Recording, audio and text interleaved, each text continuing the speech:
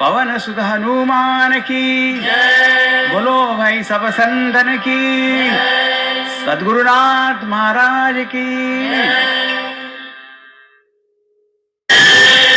पवन सुत हनुमान जय जय रामा जानकी रामा जय जय रामा जानकी रामा जय जय रामा जानकी रामा जय जय रामा जानकी रामा रघुकुल भूषण राजा रामा रघुकुल भूषण राजा रामा रघुकुल भूषण राजा रामा रघुकुल भूषण राजा रामा जय जय रामा जानकी रामा जय जय रामा जानकी रामा श्री राम जय राम जय जय रामा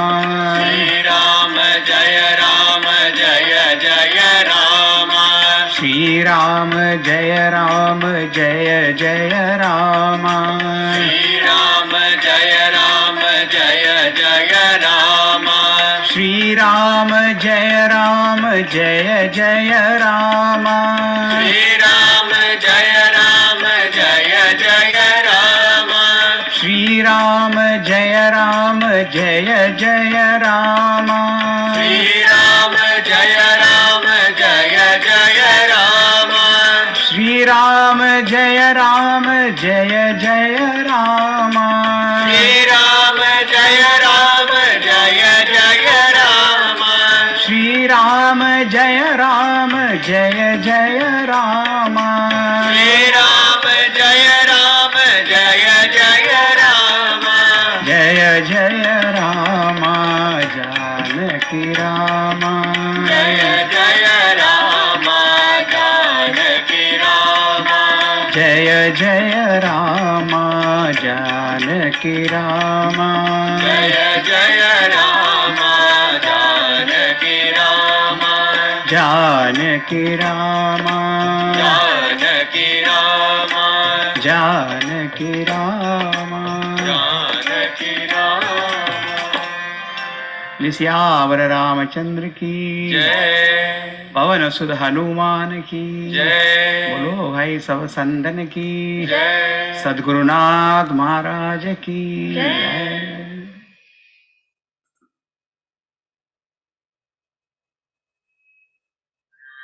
राम राम सीता राम राम सीता राम राम राम सीता राम राम राम सीता राम राम राम सीता राम राम राम सीता राम पूर्ण काम परम धाम पूर्ण काम परम धाम पूर्ण काम परम धाम पूर्ण काम परम धाम राम राम सीता राम राम राम सीता राम राम राम मधुर नाम राम राम मधुर नाम राम राम मधुर नाम राम राम मधुर नाम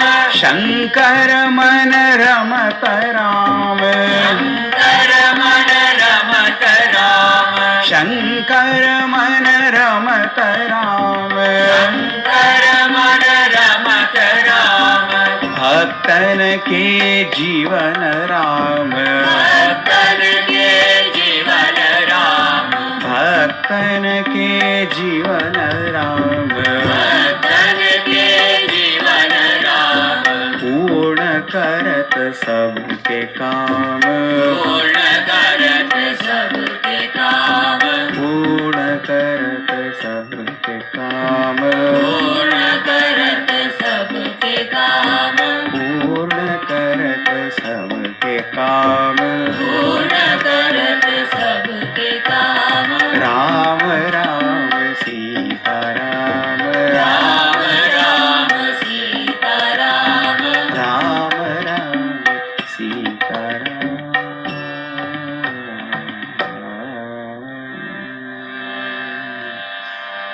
सियावर रामचंद्र की जय।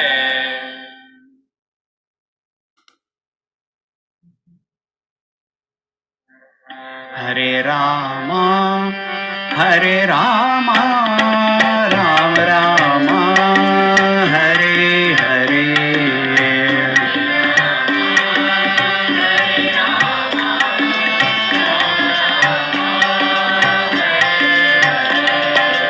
हरे Krishna Krishna Krishna Hare Hare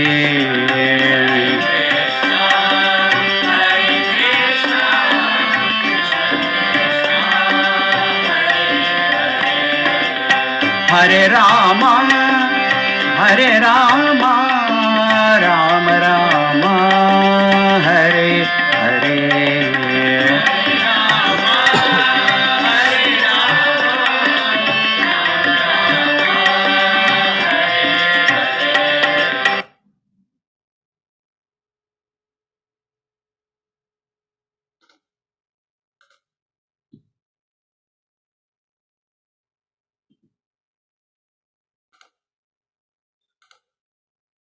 Hari Om everyone.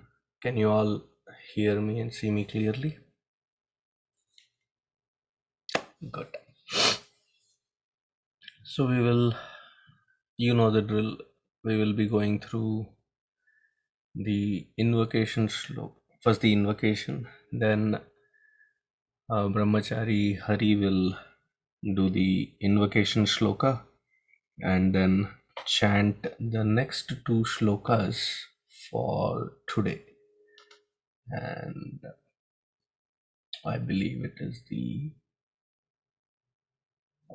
19th and the 20th shloka. And then Brahmacharini Divya will give her explanation, then Hari will, then I'll consolidate it at the end. And Hari, when you start chanting, give me a moment to shift it to you so that you are spotlighted. Until then, hold on. Okay. Let us begin.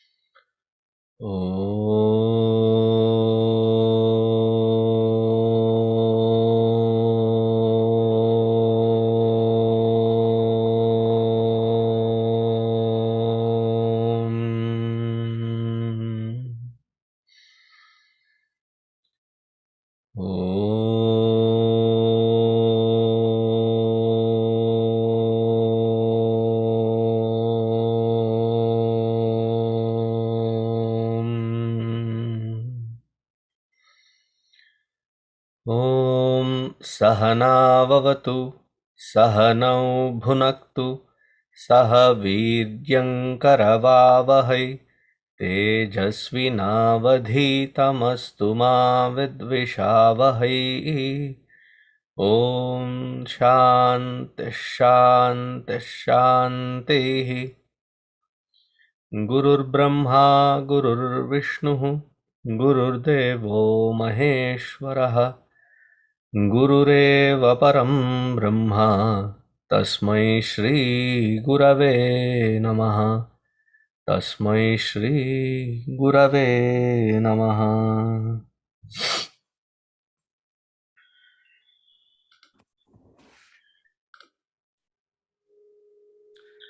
अपोभिक्षीणपापानां शान्तानां वीतरागिणां मुमुक्षूणामपेक्ष्योऽयम् आत्मबोधो विधीयते।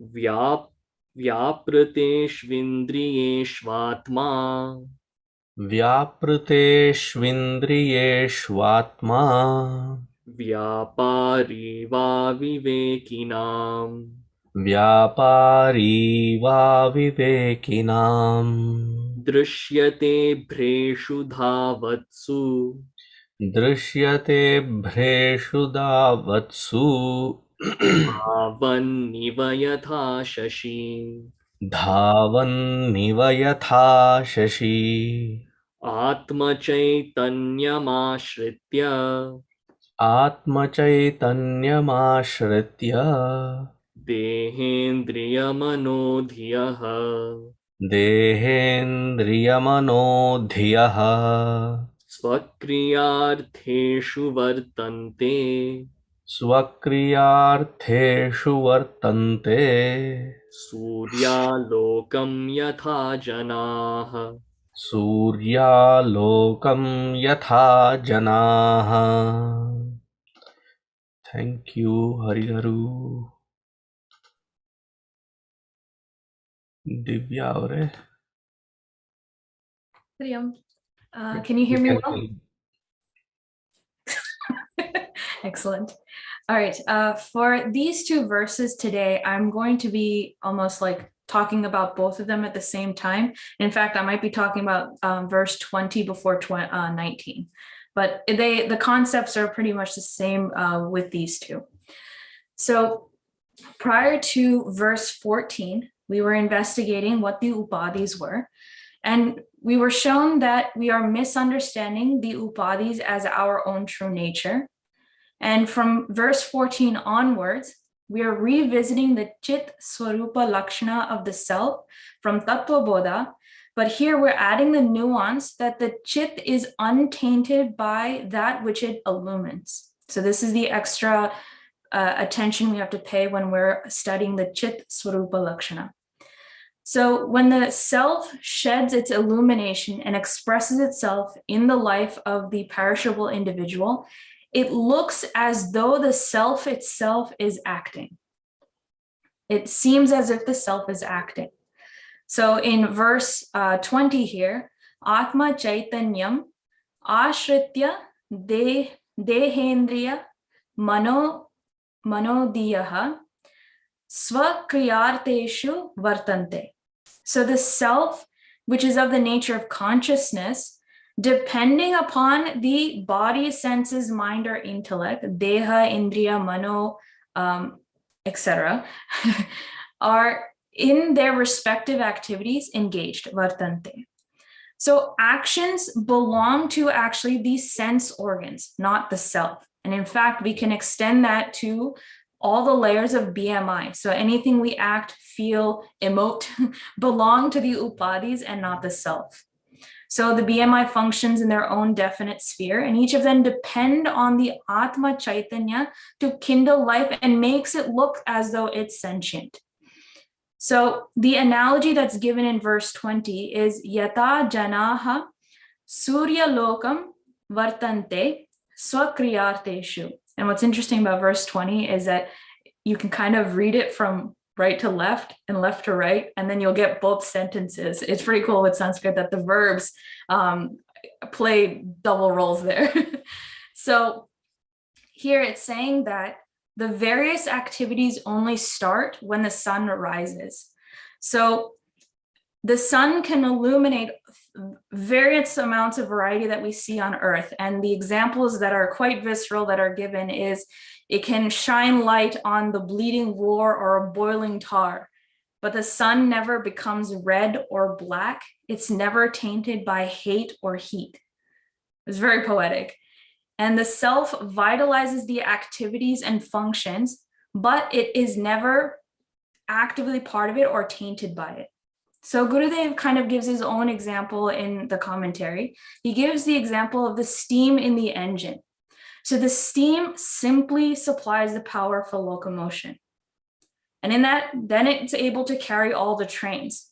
But that steam never has any prejudices against anyone traveling in any of the compartments. So immediately I thought of Indiana Jones and like the whole adventure they go through. So Indiana Jones could be jumping on that train in the last compartment. There's a villain sitting up in the front having his lavish lunch, or there could be, you know, the prisoner in one of the other compartments. It doesn't matter, right? The steam is only there to power the locomotion. And it also isn't tainted by any destination it wants to reach.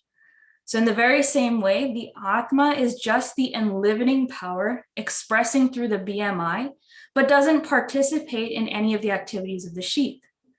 Now we'll come to verse 19 here. vyāpṛteṣvindriyeṣvātmā vyāpārīvāvivekinām. So while functioning the sense organs, the self seems like iva, active, vyāpārī. So whatever thoughts, actions spark up, in the light in its light, they are recognized and experienced. But we always have to remember that the self is the substratum. Without the omnipotence of the self, there's no expression of life in the individual, nor the manifestation at a cosmic order. So the analogy that's given in verse 19 is, or a further description of that avivekinām, or aviveki, right? So avivekinām dṛśyate'bhreṣu dhāvatsu dhāvanniva yathā śaśī. So for the one who does not discriminate well, it appears to them as if the moon is running instead of the clouds, instead of recognizing that it's the clouds that are moving.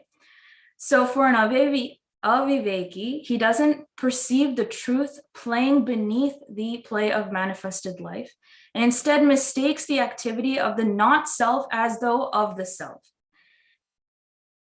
And the analogy is, at night when there's a full moon, the clouds move swiftly from right to left, but it looks like as if the moon is moving from left to right, but the moon is unmoving. And I come back to the Indiana Jones example here, right? That let's pretend that you're the prisoner and you were trapped in the prison and you're given a small window and you're seeing on the other side the windows of a different train compartment. And all of a sudden you start seeing those grills moving past by. Suddenly you start to panic and think, oh my God, I'm not going to be saved by Indiana Jones. What's going on? And suddenly Indiana Jones like bursts through the door and says, why are you screaming? The train's not moving. Your train was not moving. It was the train next to you, right? So it's that flip of the perspective. We superimpose the wrong thing on the reality. Just as a side note and tangent, if you ever want to see how royally Hollywood misappropriates Hinduism, Indiana Jones movie does that with Temple of Doom. But anyway, back to the point that the analogy shows that through a moving medium, even a motionless, steady object looks as though it's moving. So oftentimes we hear that the illusion is borrowing of gunas, right? But it's this kind of illusion that we're talking about. There's no actual properties being borrowed. It's this illusory feeling that gets superimposed from one to the other. So the moon or the opposite train seems to be moving, although it's not actually doing that. And it's because we're looking through the upadhis and the properties that belong to it. So the infinite self, when viewed through the restless BMI, the self looks as though it's agitated and active and doing something. Action is superimposed on the self, and that confused observation, we mistake the self to be active. Now, the whole point of our sadhana is to reverse that process. We need to stabilize our mind, quiet it down, and to observe life as it is. And the intelligent student can come to recognize that all the agitations belong to the matters of layers in us and never the self. So to experience the self without the interventions of the matter sheath is to realize the infinite divinity. And this is the goal and the means to getting there. With that, I would like to pass it to either Swamiji or Brahmachari Hari. Thank you, Divya. Hari? Hari Om. So in the preceding shlokas, we saw that Atma was given the status of Sakshi, that unrelated witness which watches this entire drama that's going on of these sense organs, of the mind, of the intellect, at play in all of their movements. It simply watches all of that. Now, intellectually, then we know now that there is no relation to any of these changes that my outer instrument, inner instrument go through.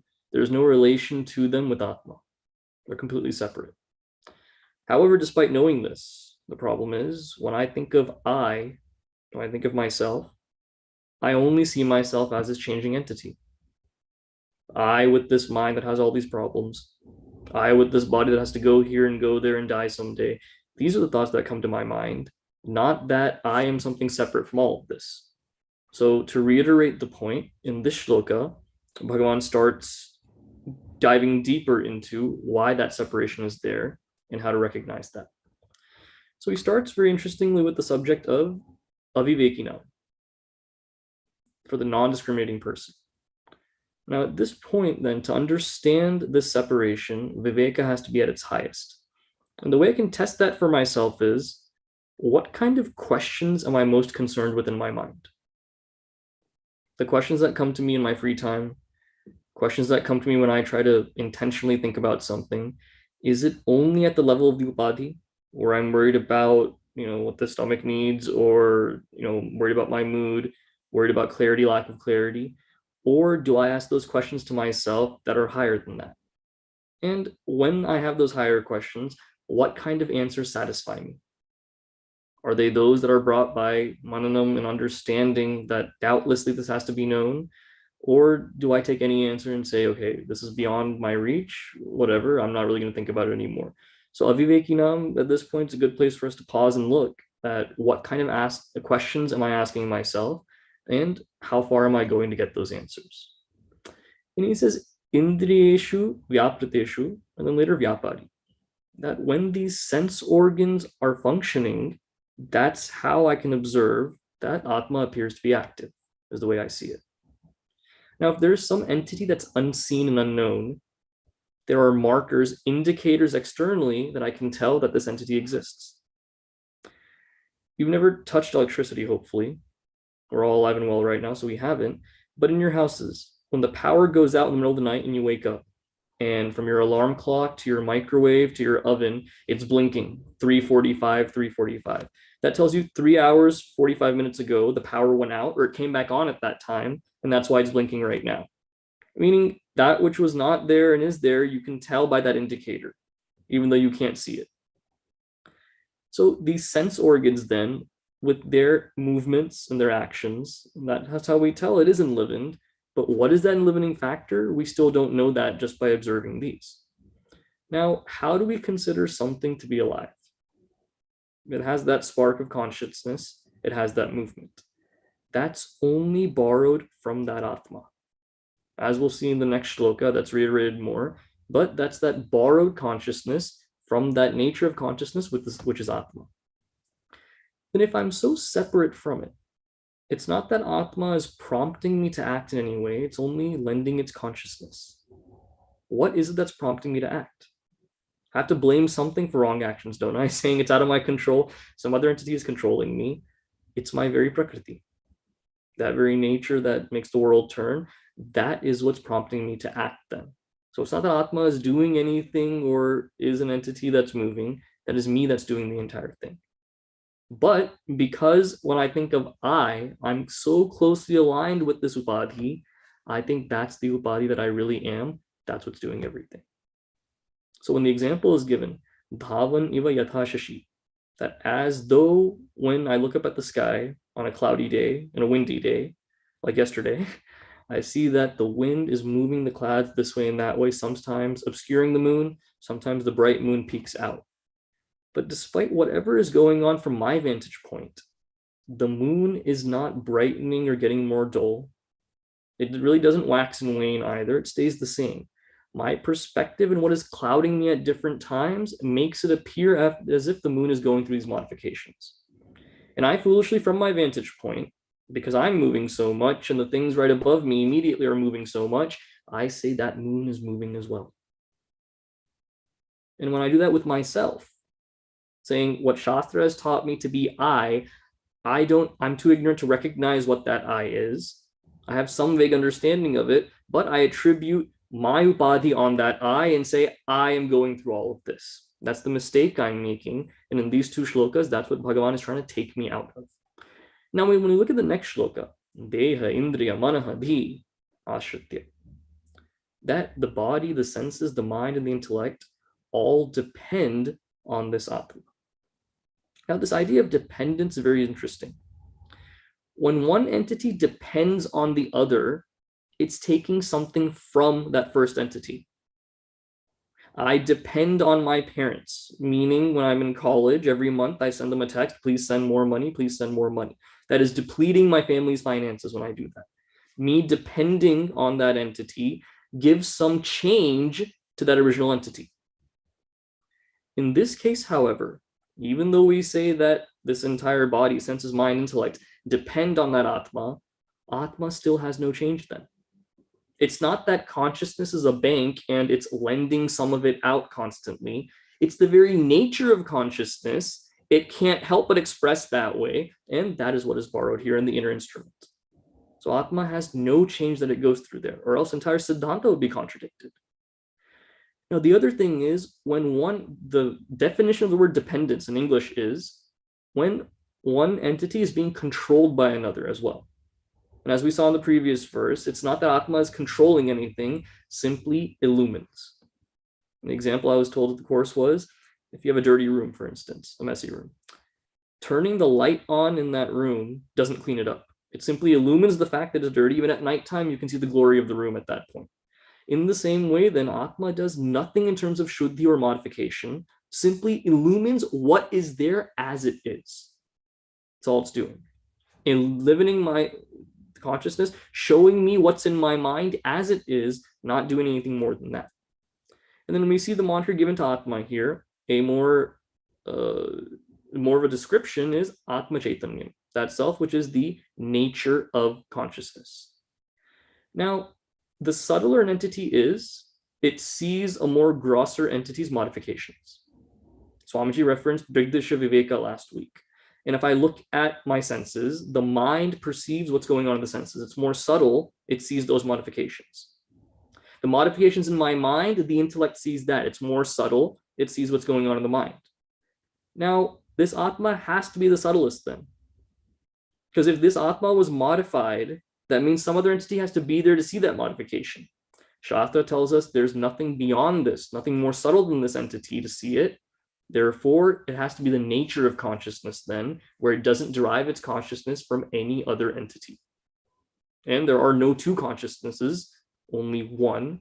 That is that consciousness principle. Sūryālokaṃ yathā janāḥ. Now, in the previous example, we saw that movement is not attributed to this atma. In this instance here, imagine when the sun is shining, it shines equally on anything. I create inequality when I put a roof over my head and make sure I have some shade, but the sun shines on everything equally, whatever is going on. But despite shining in an ocean where there's a bright reflection coming out of it, shining on mud where that mud is reflecting off of it, this sun has no changes made to it. Meaning whatever is in this jagat, in this prakriti, this atma is enlivening, it's the mere substratum for it. It does not go any changes by itself though. And that's the only substratum that does that. Vyāvāharika, you look at a road, for instance, which all our cars go over. After years of going over that same road, potholes are created, that road is weathered, there's bumps and everything in it, that constant abuse that's given to that substratum. Here, whatever is happening with all these entities moving, changing, dying, has no effect on this substratum. That is that consciousness principle. That's all I have, Swami. Dhāvanniva. Can you all hear me? In the last week, when we looked in,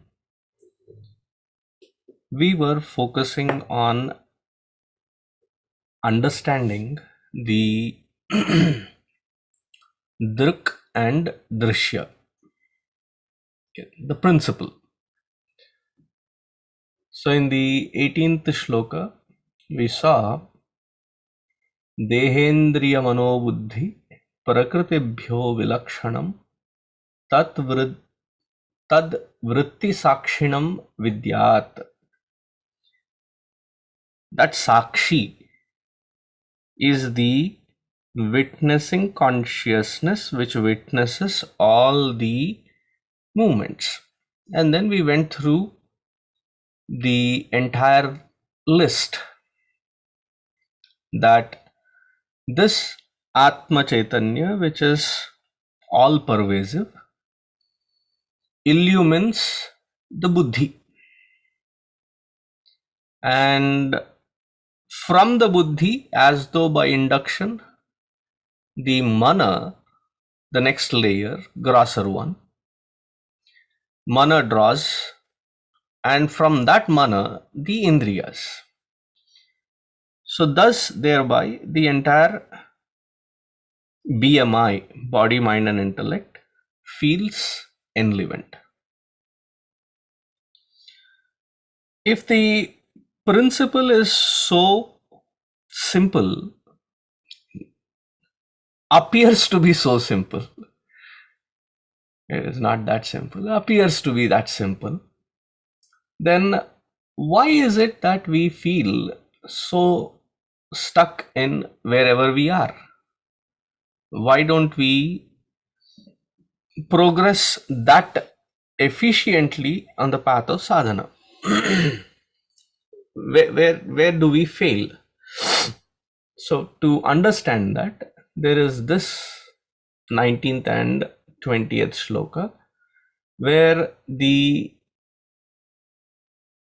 concept or the idea of the vyavahara or the vyāpāra adhyasa, the superimposition, is to be understood clearly.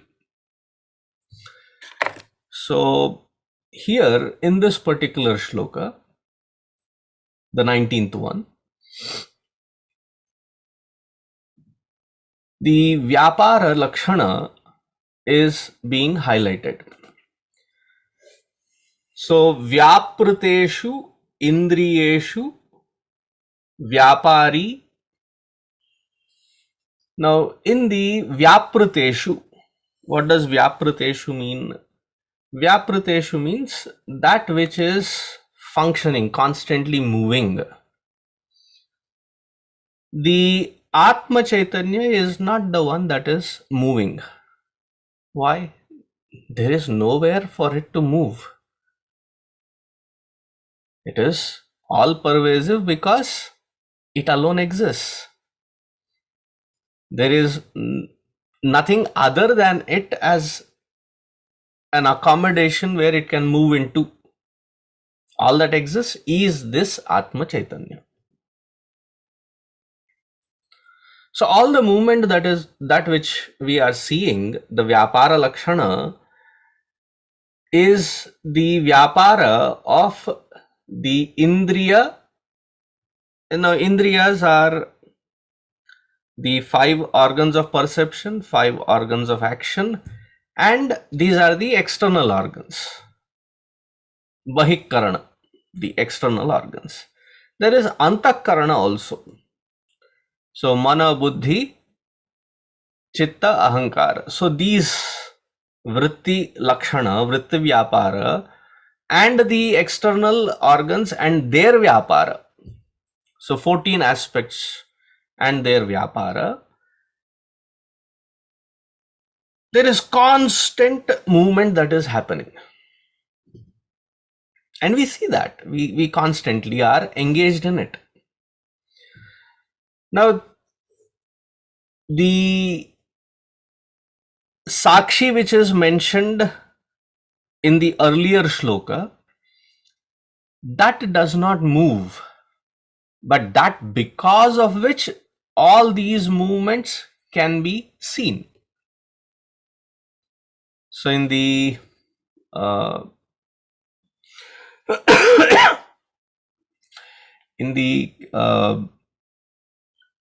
Kenopanishad, we see that the questioner asks, Kene shitam patate preshitam manaha. Then the answer given to that is Shrotrasya shrotram manaso manoyat Yat vachoha vacham sau pranasya pranaha. So that which is the very essence of all these activities, that which is providing the movement. But what do we conclude? We conclude that the movement is happening to me, the self. I, the self, is constantly moving. So when the organs of perception and action are interacting, I feel that I am moving, thereby those agitations are āpadita. I am assuming them onto myself. When the emotions go up and down, lot of confusion, lot of misinterpretations, lot of confusions, layers and layers of it, where it happens in the layers of the emotions. I am disturbed. Isn't that what we hear? And then we often tell, like, you are the cause for my disturbance. It is your emotions that are going up and down.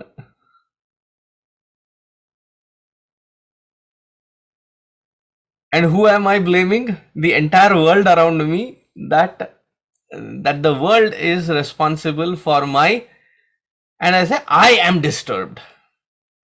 Now, whether the world is responsible or not, that's a different discussion altogether. The point to note is, I am not the one that is moving or being disturbed. The disturbance exists in the mind.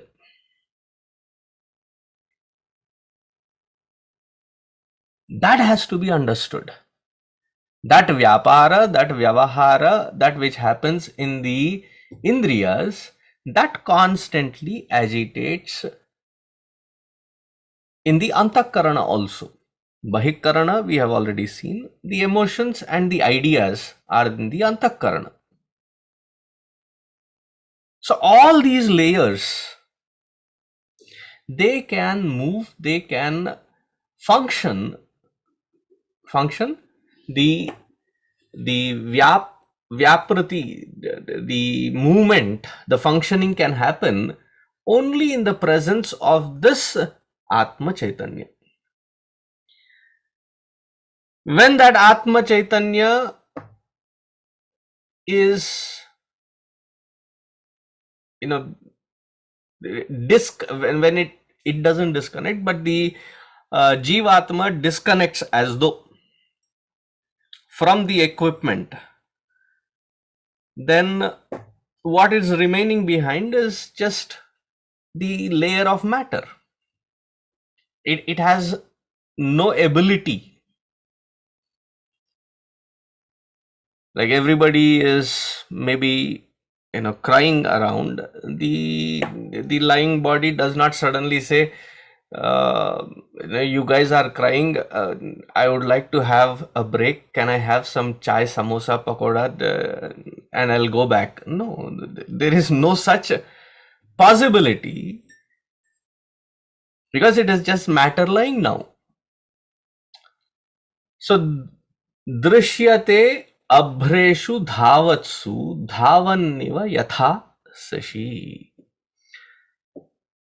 This is a very beautiful example.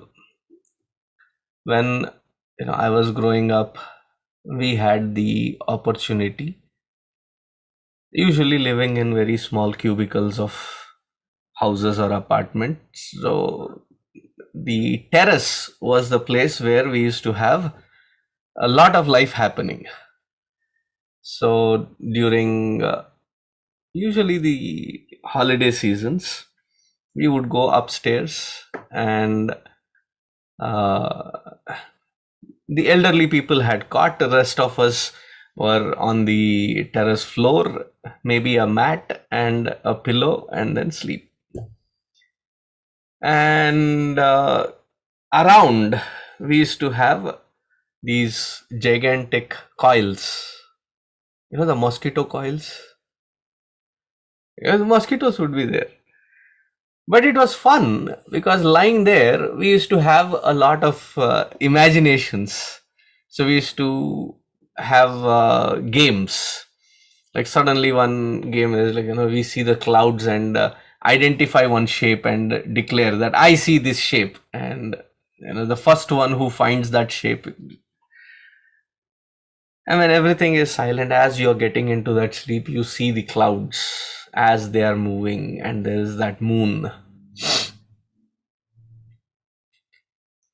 What are you focusing on? If you are focusing on the moon, the confusion is not there. But if you are focusing on the clouds, it appears as though the moon is moving. But actually the moon is not moving. Moon cannot. It is the clouds that are moving. It happens, whether it is in train, whether it is in the vehicle that you are sitting in, especially if you are in a parking lot and you are waiting upon somebody and you are engrossed into reading a text message or typing some message, and right at around the corner of your eye, the vehicle which is next to you is moving, and suddenly you like, oh, that vehicle is moving, this vehicle is not moving. Why did you feel that jerky movement that you feel? Because that āpadita lakshana is happening, that the movement is as though imposed, and this is a borrowed lakshana. Now imagine if from the outside this impact can be seen in that body, mind and intellect, that which I am living in as, where the identity at each level is engrossingly strong.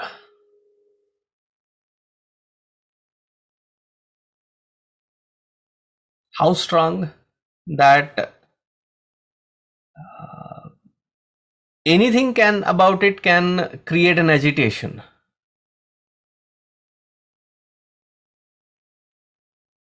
Physical level, emotional level, intellectual level, memory, sharpness, smartness. You can go on.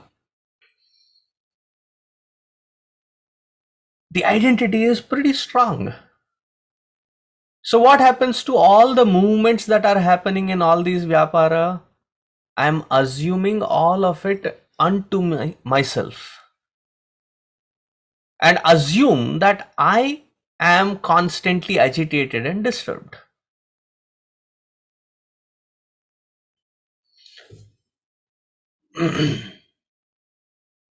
There was a kid I had met, 3rd, 4th grade maybe.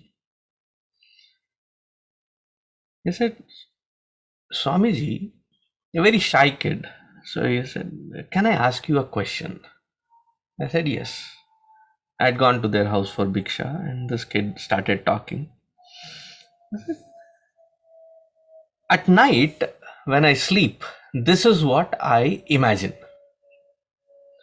I close my eyes, and as soon as the eyes are closed, I imagine that there is a huge railway station, and all my thoughts are like train. They are coming and being parked, and as the last thought comes and gets parked, everything is now put to rest. There is no more movement, and then I fall asleep. I said, continue this for the rest of your life. You are in a good position of meditating. And that kid understood, and he used to do it as a game, as a play, as a child's imagination, but he was not that far away in being the śaśī, witness of his own thought, his own vritti. Must have been his purva samskara from his earlier life. He could visualize it that way.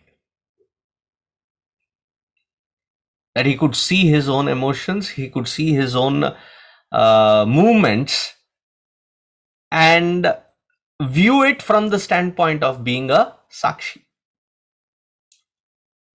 Now, continuing the same aspect, ātmacaitanyamāśritya dehendriyamanodhiyaḥ.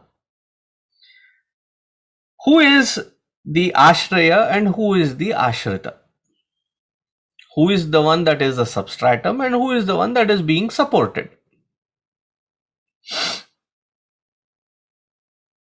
There is this sequence of stories of a teacher, and this teacher is often referred in several of our discussions, in Vedantic discussions. Dashamaha kaha. So the story goes that there is this teacher called Paramananda and he has 10 students. The teacher's name is Paramananda and the students are amazing specimens. Specimens is the right word. Amazing specimens. Very innocent but very naive.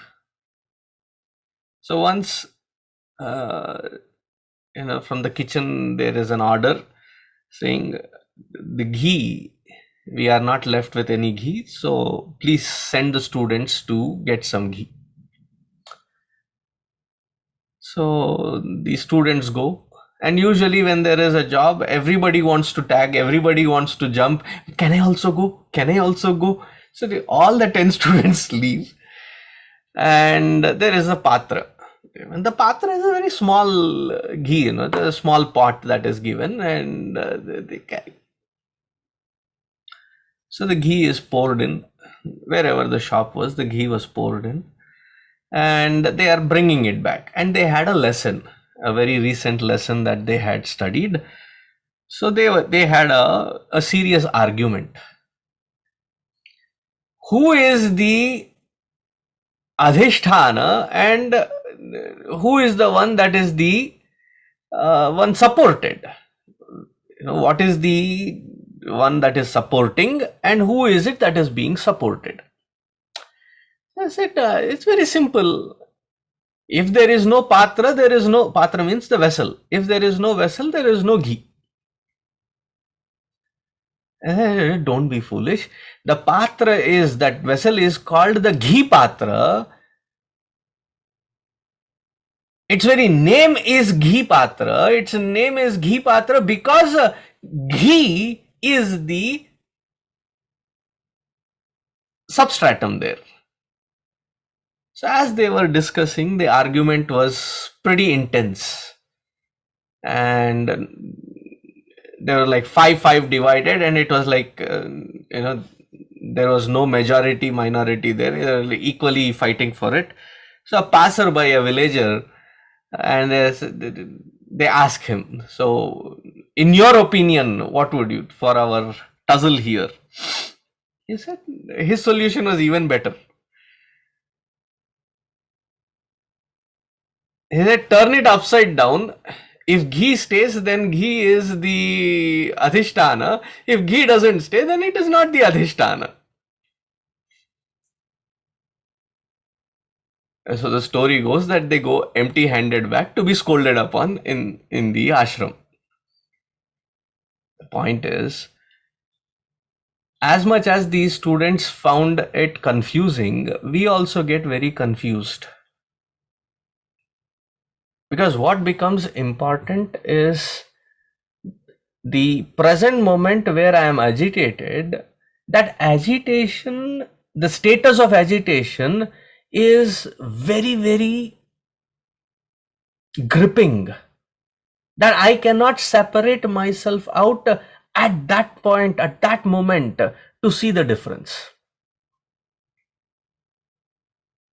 That is an abhyasa that has to be put into practice on a daily basis, on a regular practice basis,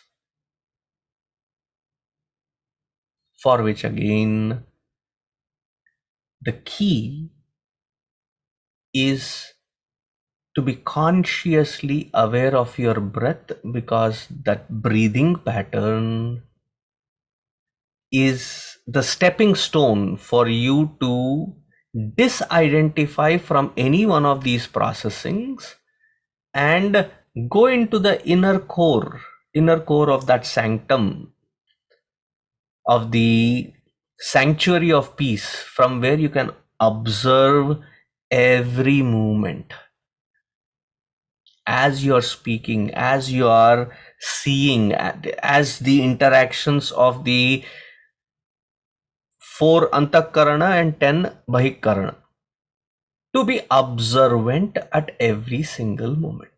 So what should be the sadhana? The sadhana should be that not a single movement happens without my pre-approval.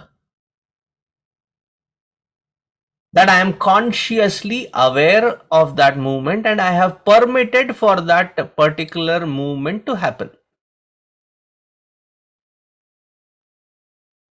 Because most of the time we are not even aware of the movement happening. We are so carried away by it. Most of our wisdom is delayed wisdom, posthumous reality. And in Hindi there is a saying, who is a मूर्ख, जो पहले करे बाद में सोचे वो मूर्ख. The one who jumps into action and then later realizes about it, oh gosh, I shouldn't have done it, oh gosh, oops, I did it again. How many times we will keep singing the same saga of stupidity?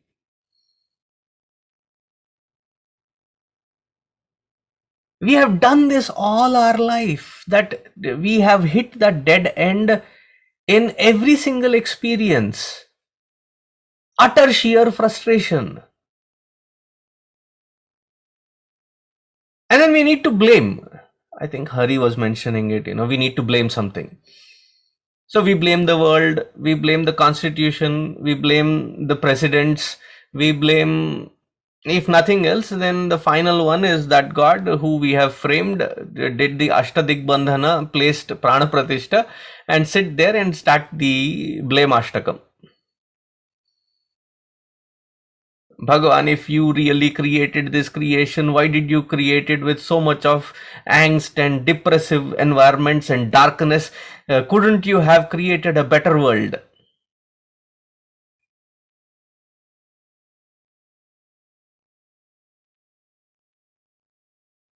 If you buy a game or a game box or something for your child and it has a predestined route, and that is the only route in which the game will work. You turn right and right and right. If that is the game, the kid will be bored. Why? There is no challenge. There is nothing challenging the choices that the kid could use and play. When that opens up, that is when it becomes interesting. Similarly, the game of life, what we face is what we have designed it to be. So stop blaming Bhagavan. Stop blaming others. It squarely. Vedanta, people are scared practicing Vedanta because Vedanta logically arrives at one point, that if there is agitation, frustration, and the reason for all of this agitation is squarely one factor, and that is my wrong identification.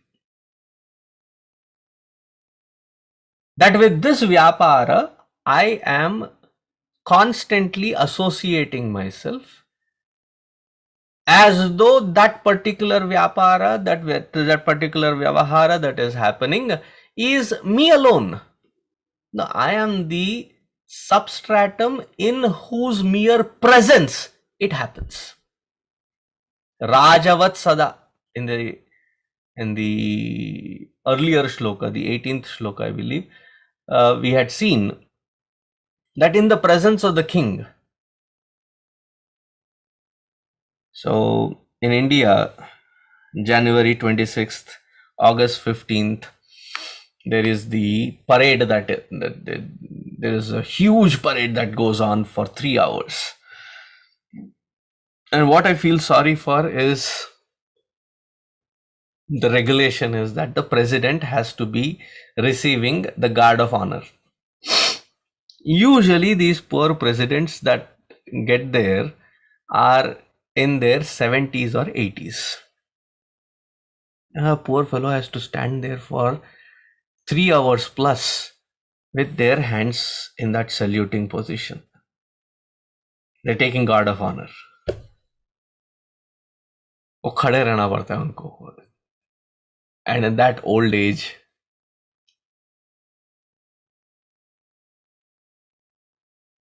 that is what I am reminded of. Most of us are like that. Instead of being observing, we are so pulled down by whatever happens to the body, whatever happens to the mind, whatever happens to the intellect, ideas, convictions. We are so labored. We feel the weight of all of this. And therefore, we have to remind ourselves, right? Whenever a photograph has to be taken, we have to remind, please, at least for the photo's sake, please smile. Because from that face, only thing that is missing is smile. I know of people where when I remind them to smile, and they give me that fake smile and they get back to their frustrated face again. To snap out of it, it is an abhyasa that has to be put into practice. And one has to begin from the grossest level and slowly work your way. The external most, the karmendriya, then the jnanendriya, then the antakarana. In the antakarana also, the chitta, mana, buddhi, and work your way through to find that clarity that I am not these instruments. These instruments function merely in the presence of that Atma Chaitanya, which is my true nature. So that which functions and moves because merely of my presence, how can that which totally relies about its movement and existence on me, the conscious principle, take a control over me and dictate terms as to how I have to dance? Therefore, Gurudev says the most profound statement when he talks about freedom. He says, to not do that which you feel like is called freedom.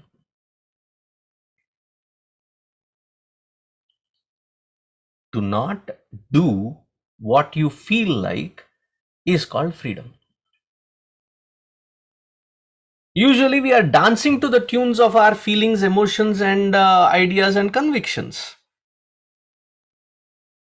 To have that ability to choose, should I be engaging, should I be participating, should I be, or should I not? Knowing that freedom, from the influence of it, I pick and choose where it feels meaningful, where it feels right, where it feels dharmic, and I execute in that direction. I'm not a slave of any one of these. The king is not scared to give orders to his ministers or his servants. Snap of a finger, line up, and they just have to look at them and they'll jump into action. Well-trained sevaks.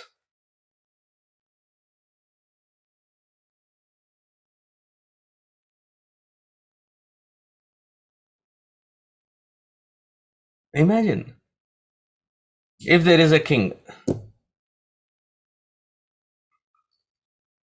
says, and snaps his fingers and get me a glass of water. And that fellow is like, like how it happens at home. When you say, beta, get me a glass of water, and the beta ji says, you are closer to the kitchen, go get it yourself. And when you get up, get me also a glass of water. And that is how our indriyas are. Our mind is. That it dictates terms and we start dancing to its tunes. That whole narrative, that whole perspective has to change. That is where the sadhana begins with. Hope that was clear elaborately. The example given is sūryālokaṃ yathā janāḥ. Just like the Surya comes and merely in his presence, all the world comes into action. Similarly, merely in the presence of this Atma Chaitanya, this entire movement of vyāpāra and vyavahara happens. We'll continue this next week. We'll conclude now. Om Purnamadaha Purnamidam Purnat Purnamudachyate Purnasya Purnamadaya Purnamevāvasishyate. Om Shanti Shanti Shanti. Hari Om Shri Gurubhyo Namaha. Hari Om. Take care, everyone. Just to caution that the COVID cases because of the Delta variant is again rising up. So don't put your guard down. Still mask up and be careful wherever you go. Be cautious. Don't take it for granted. Be more cautious. It's almost hitting up to 100,000 cases per day all across. So let's not succumb. We are almost at the end of it. From the pandemic to endemic. Let us end it by being more conscious rather than giving up all care and just jumping in carelessly. So please mask up and be cautious.